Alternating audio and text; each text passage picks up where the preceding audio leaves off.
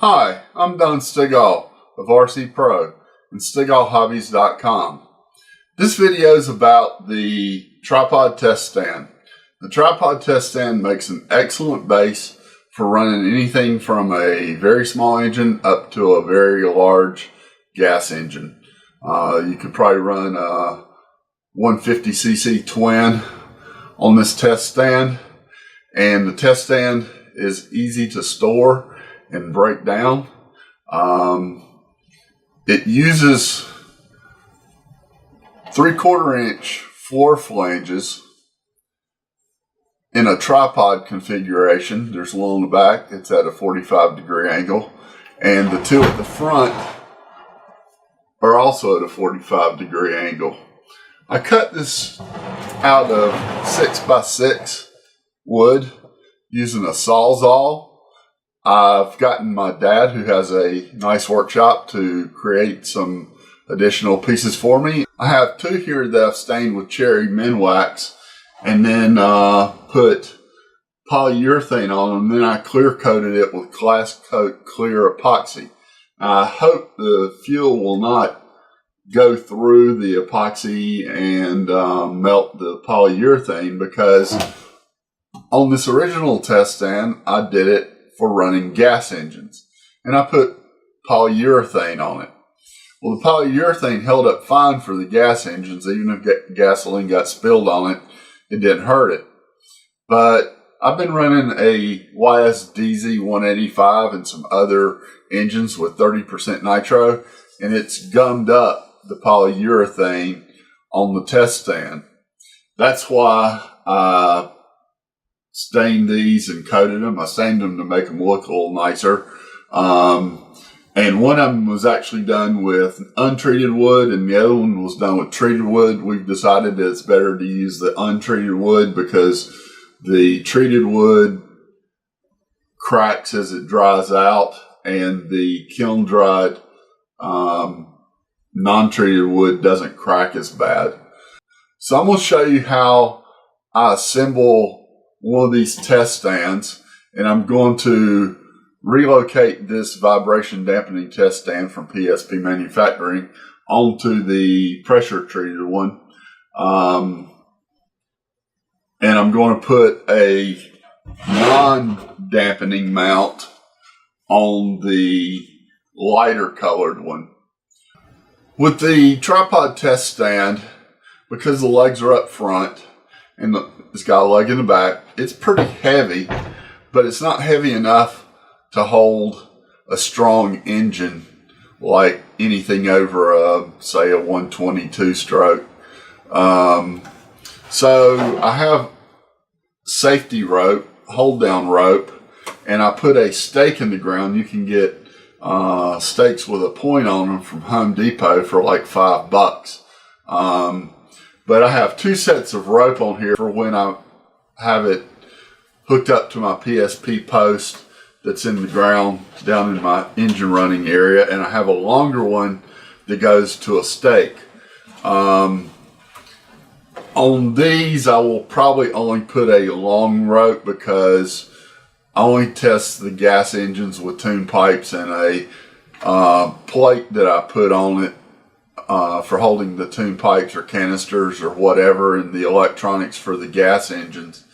I'll show that in a future video. So I'm going to get started by putting some floor flanges on here, and then I'll mount the engine mount itself.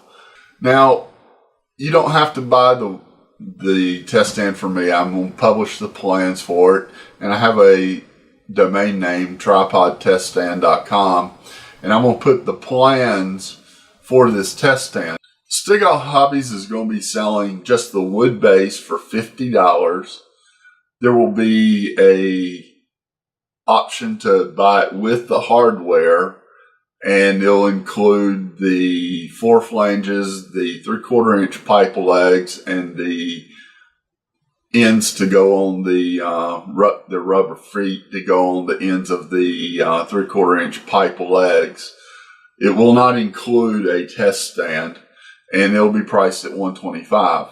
If you don't feel like putting it together yourself, finishing it, whatever, we're going to be selling the test stand with all the hardware mounted and it stained and clear coated or painted per your specifications with epoxy for $175. That price is subject to change. We may have to sell them for $200. But it's a very worthwhile investment if you're running big engines or even big electrics. If you need to test big electrics, instead of testing them on your plane, you can test them on a test stand. So I'm going to move this one out of the way and I'll get started making the test stand.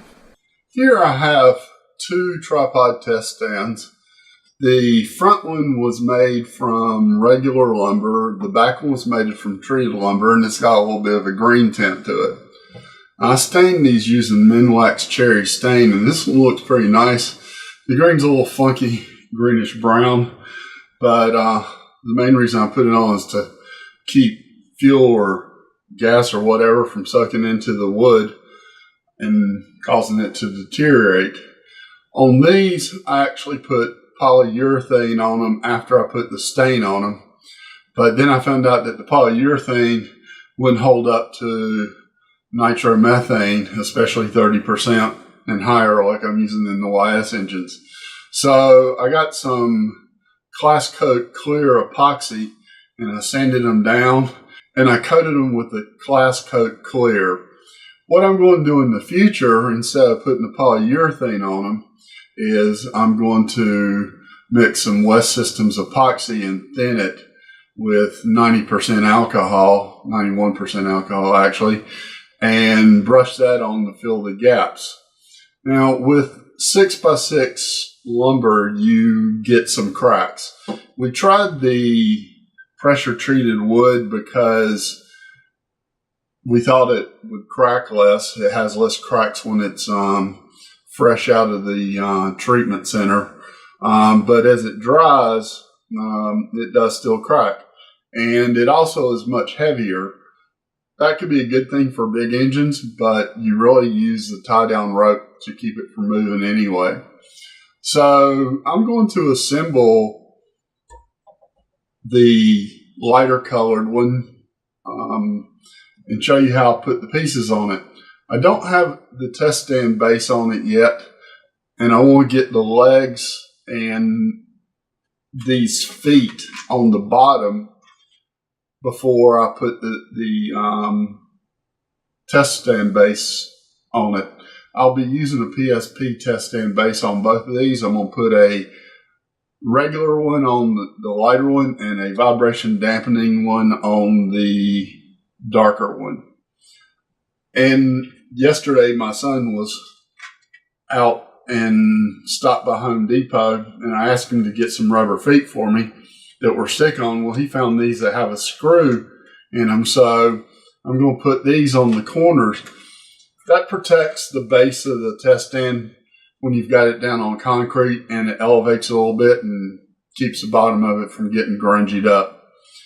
Of course, with nitromethane, they're going to get a little grungied up anyway, so I'll wipe them down after I fly them. It's going to be interesting to see if the fuel eats through the polyurethane that was under the Class Coat Clear on here.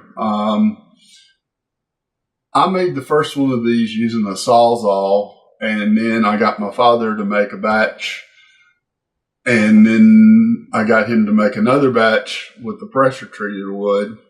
And my son and I will probably make the future ones because Dad's getting on up there in years and he's not that interested in woodworking anymore. So, as I said earlier, these are available from us, but I will have the plans published if you want to build one yourself.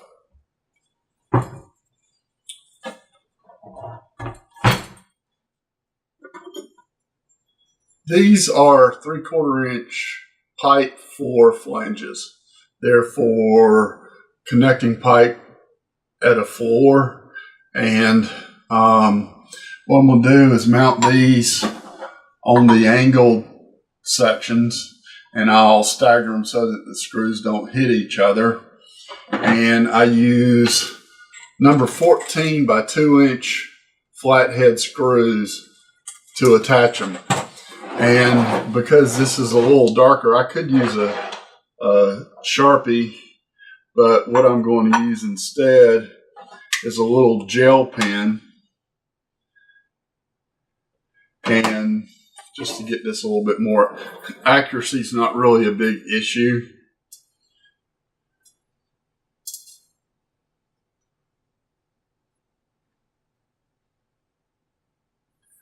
So I've got it positioned now, and I just make my marks.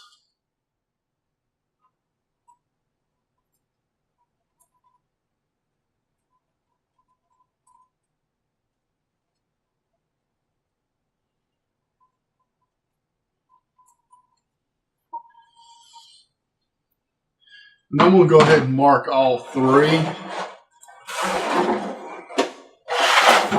On this one, put the holes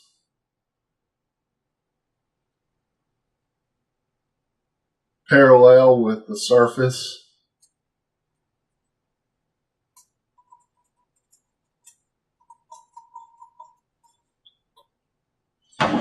And on the one on this side, stagger them 45 degrees.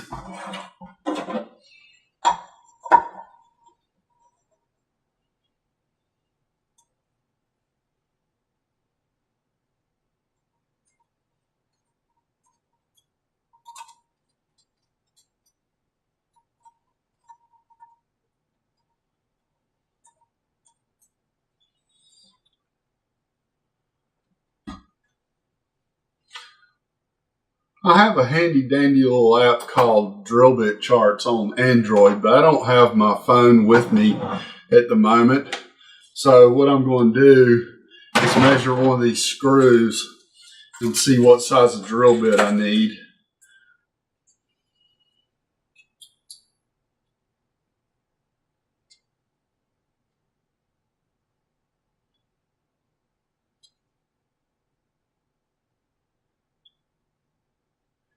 It looks like a 3/16 would be just right, but I'm going to go a 64th under and try that. If I have to drill them out a little bit, I will. So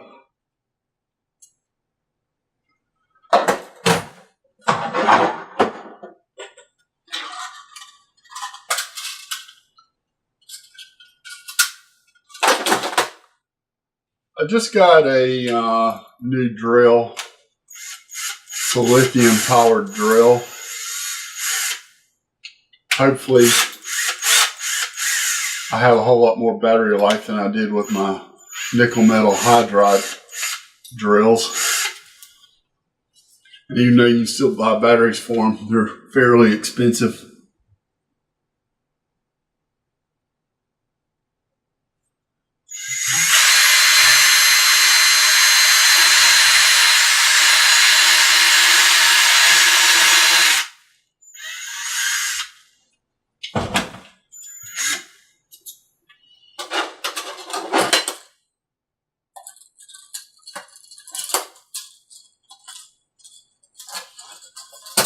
I actually drilled that hole with the 3/16. It'll be fine, but I am going a 64th under on the rest of them. As a matter of fact, let me check that.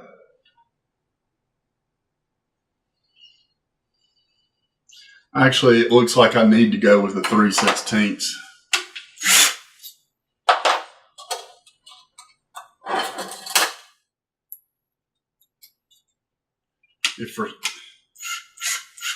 If for some reason the drill holes are too big, I'll switch to number 16 screws.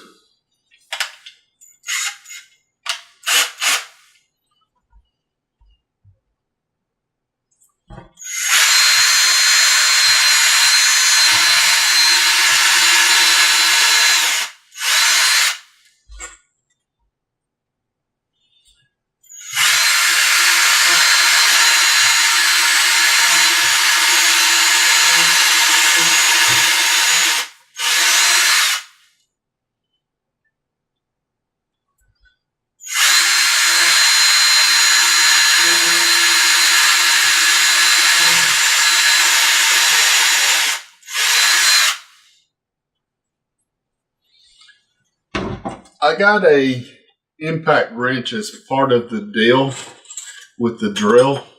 The Ryobi drill and impact wrench set. It's quite cost effective. This is actually my first time using the impact wrench.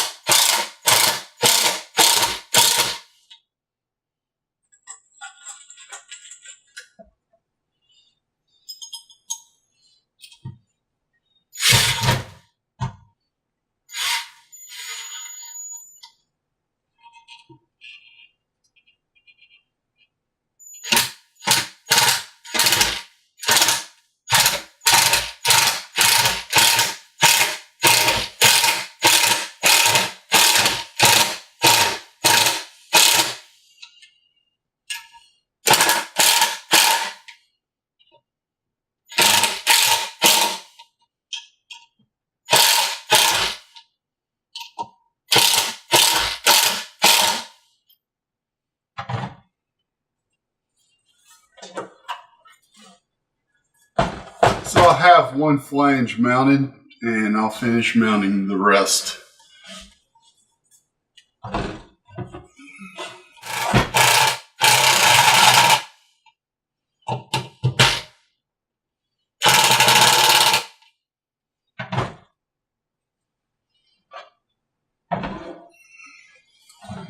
Now I have the two front ones mounted.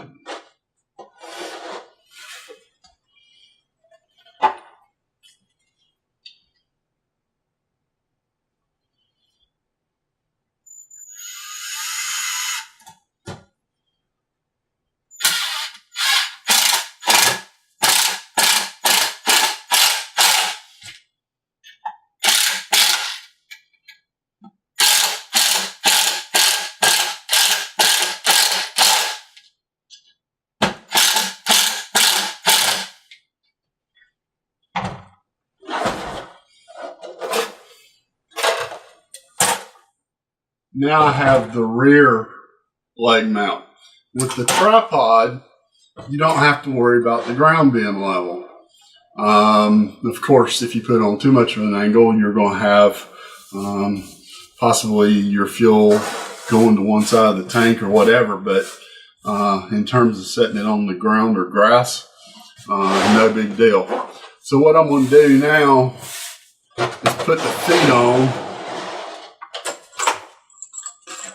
And by the way, it was better that I used the 3/16 drill bit for the number 14. As a matter of fact, you may want to go a 64th over because it was, without the impact wrench, it could be quite a chore to screw in those number 14 screws.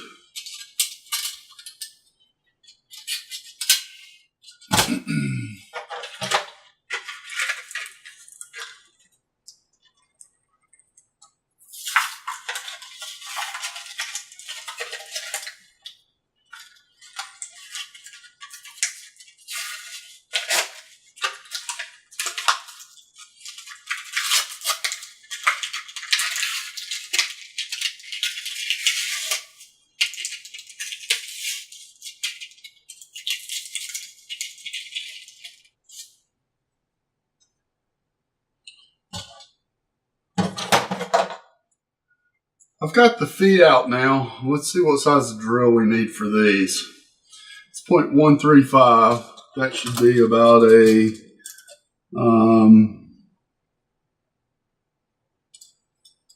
5/32.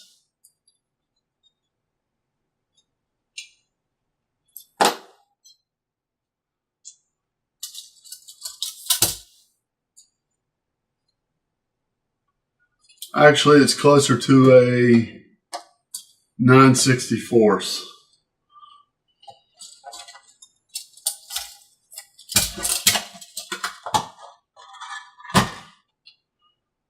So I'm just going to mark where I want these.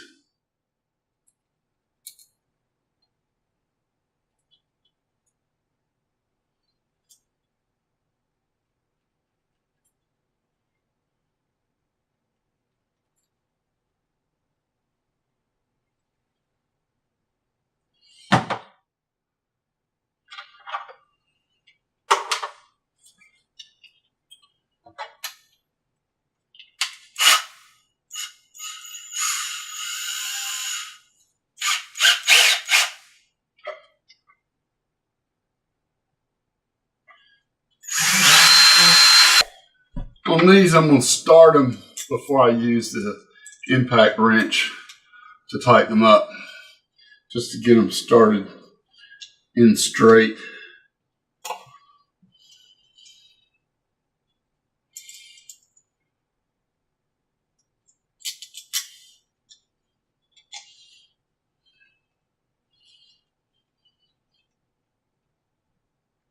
As a matter of fact, I only need the impact wrench.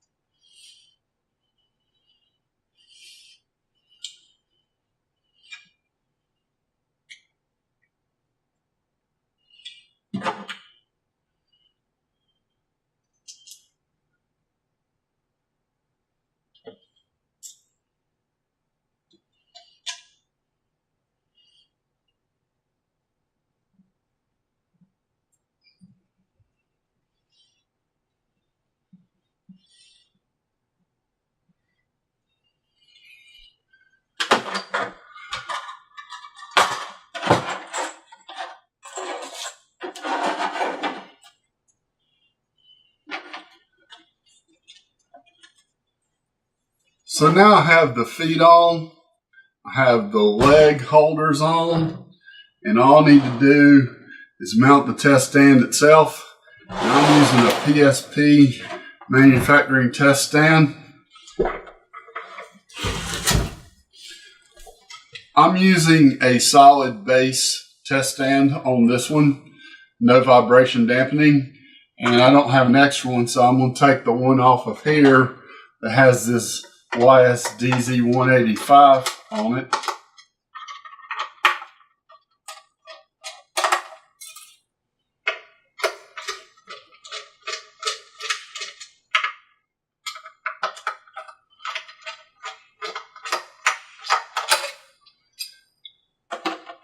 Take that right off of there, and I have blind nuts in the bottom of this plate that I use for taking photographs and showing engines and videos. So it's real easy to get these screws out. You want to take it off, my hold down screws for the back plate mount come off, and I'm going to mount this centered on the test stand, just reasonably close. And once again, I'm going to mark the holes.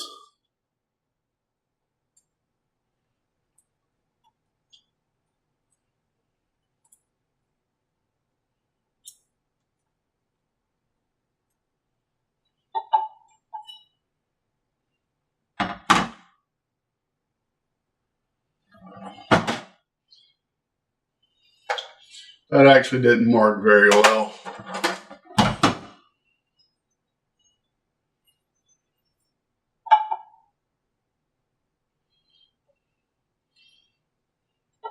We'll try a Sharpie. I know it'll leave a nice mark on there.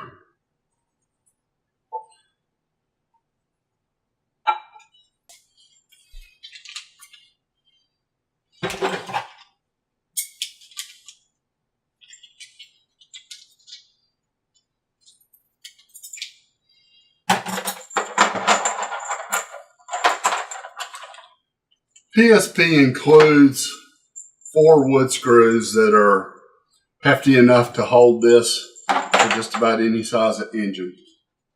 And I think they're probably number 14s as well. Let's check and see.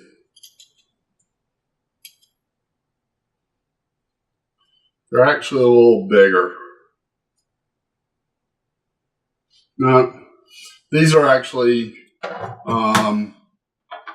3/16 as well, but what I am going to do this time is go down a 1/64 of an inch because I don't want to take a chance on these coming out.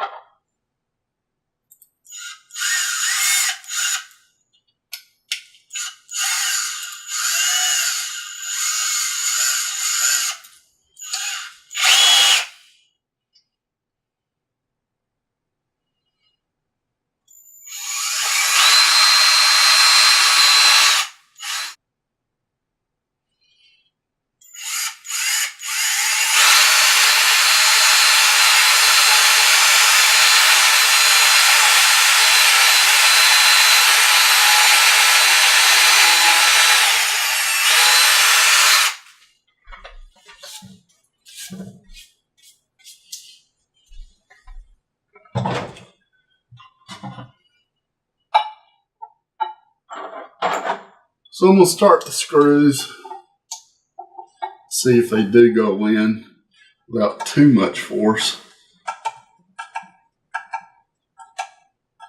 Actually, that's too much force. I'm going to have to drill them out to 3/16.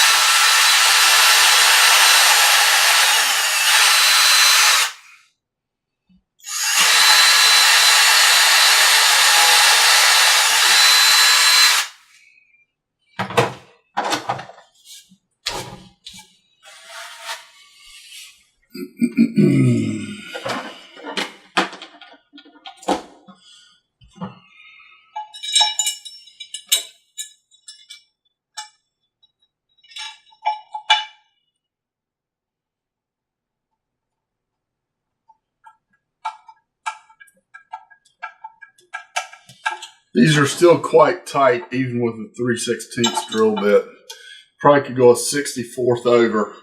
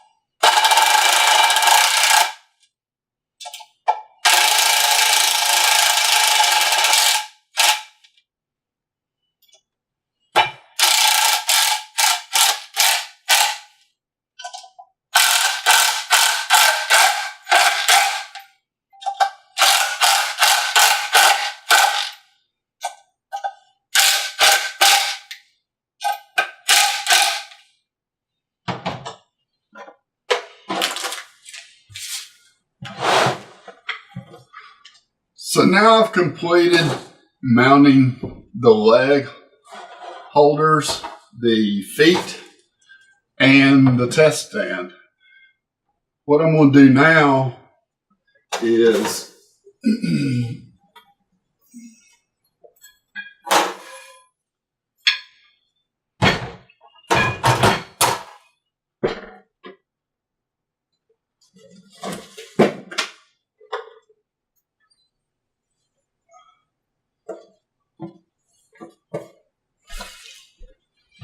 what I'm going to do now is put some rubber feet on the legs and 1-inch feet from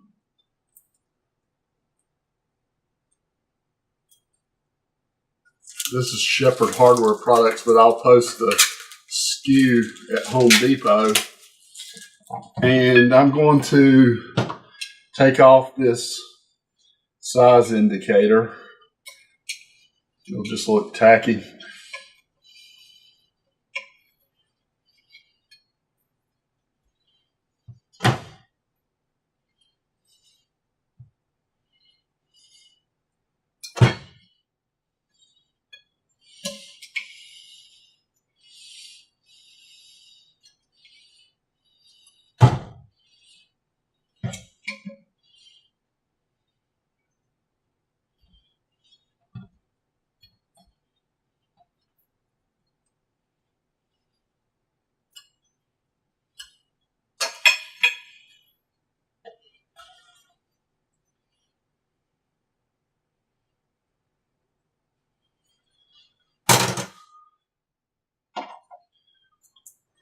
Well, I had no luck at getting that little label off.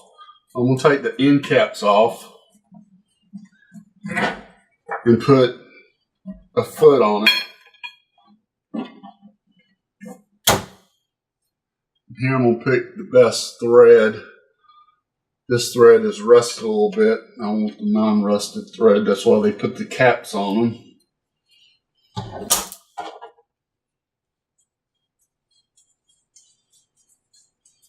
On my first one, I used galvanized pipe, but just regular black pipe will do fine. It'll save you some money. You can get a 20-foot, you can get a 10-foot section of pipe cut and threaded on one end because you don't need it where the legs are really.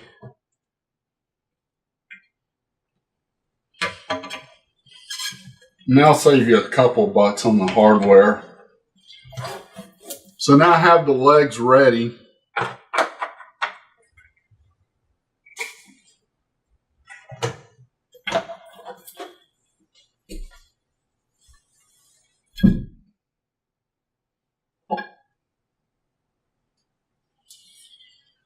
I'm not actually going to mount the engine onto the test stand until I have it outside, because every bit of weight counts when I'm carrying things down the steps from my shop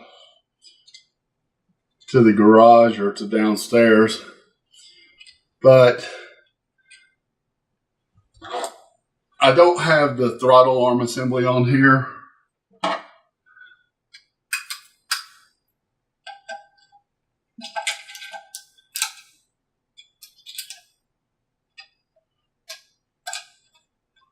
I don't have the tank mount on. With the tank mount, you have to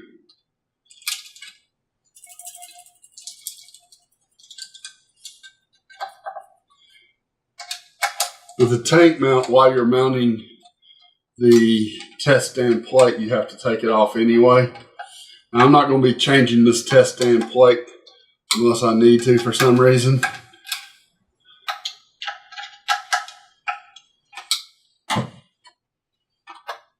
But here you go, a very sturdy test stand. One note, there's a hole at the back of the test stand. I drilled this one for 3/4 of an inch, but I normally drill it for 1 1/4. Use a tie down when you use this test stand. If you don't, you will get hurt. because the engines, unless they're like 25 or smaller, can have enough power to tip it over. And I use a 36-inch stake that's got a sharpened end. You can find them at Lowe's or Home Depot.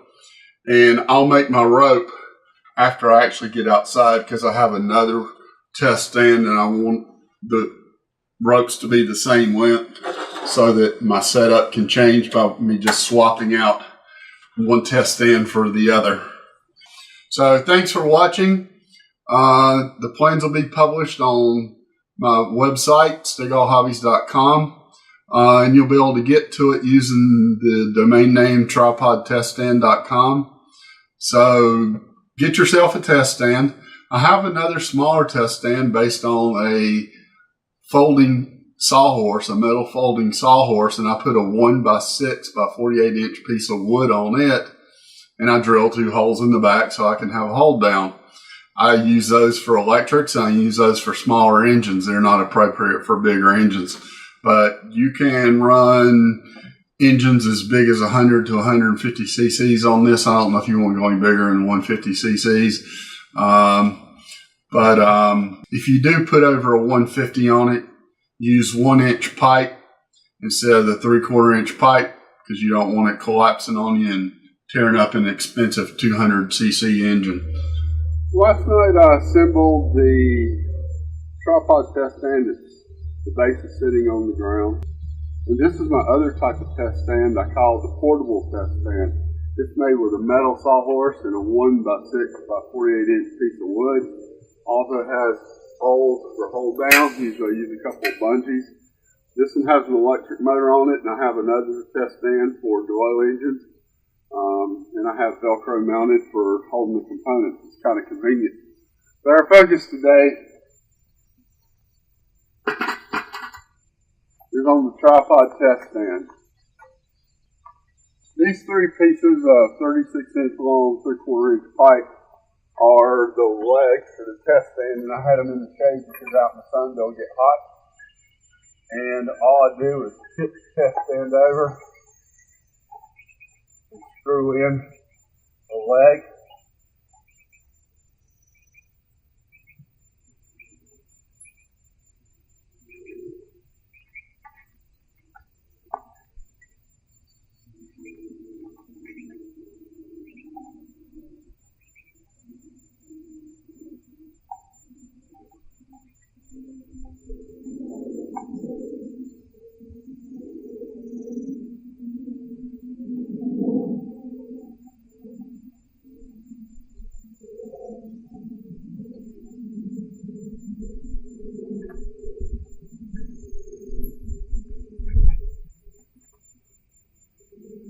Now you just tip it up.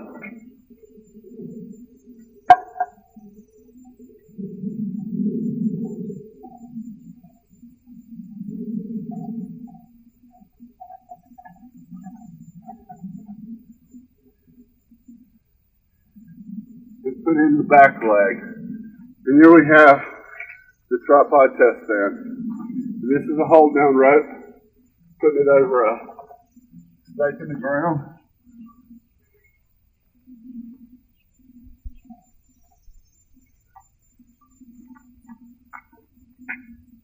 Positioning it. I'll reposition my table.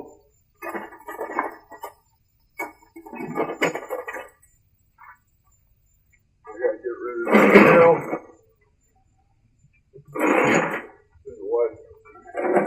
I got to dump. I hadn't had an opportunity to get it there. I've got to break some engines in today, and I've also got to test a engine that I have a video in progress for.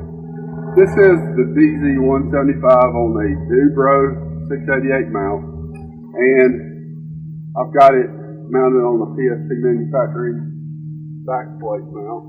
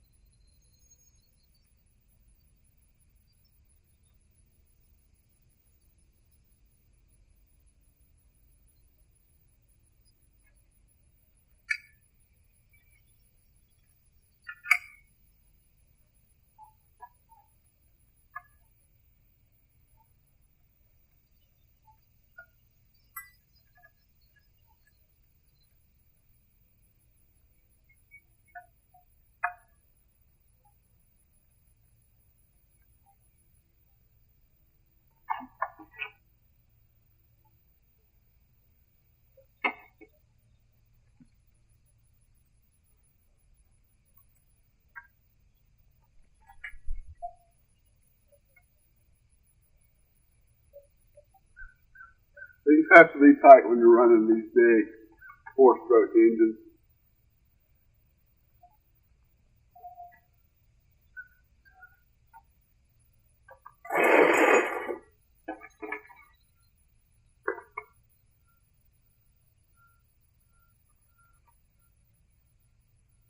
So now I have the engine securely mounted, test end securely mounted. I forgot one thing, and I almost always forget when I do this. The thing I forgot to do was put push rod through the throttle arm. A lot of times on these throttles that are set up on the back plate mounts, I forget to do that. But all you have to do is take the screw out of the throttle arm, put it through, and then tighten it back up. I've got it set up so that back is low throttle and forward is full throttle. This completes the setup of the tripod test stand. I'm testing the YS185, DZ185 on a Dubro shock mounted engine mount because I want to know how much vibration I'm going to get in the airplane and how much gets transferred to the airframe. Or I may have to go with the YS engine soft mount that they have. So what I'm going to do is put it on full throttle. I'm going to turn the engine over so I have fuel in the fuel line. And there's fuel in the fuel line already. That pump is really nice. And double check. We're now on low throttle. Patch the igniter.